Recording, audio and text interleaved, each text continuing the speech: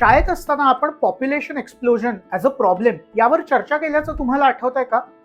पण सध्या जपानच्या प्रॉब्लेम 2025 यामुळे या विषयावर पुन्हा एकदा चर्चा करण्याची वेळ आपल्यावर आलेली आहे. तर काय आहे हा जपानचा प्रॉब्लेम 2025?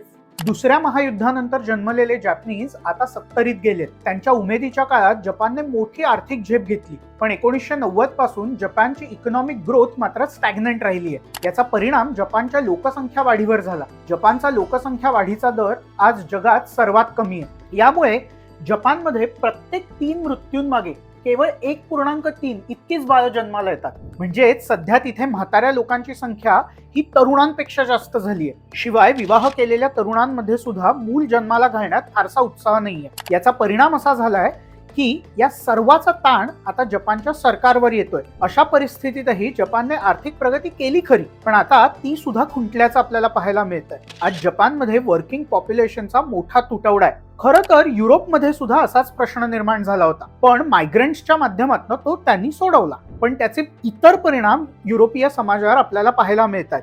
जपानने मात्र मायग्रंट्सना सुद्धा आपलंसं केलं नाही. जपानचा हाच ट्रेंड भारतासह थोड्या बहुत फरकाने का होईना जवळपास सर्वच आशियाई देशांमध्ये आहे, आणि म्हणूनच जगासाठी जपान हा एक केस स्टडी बनून राहिलाय.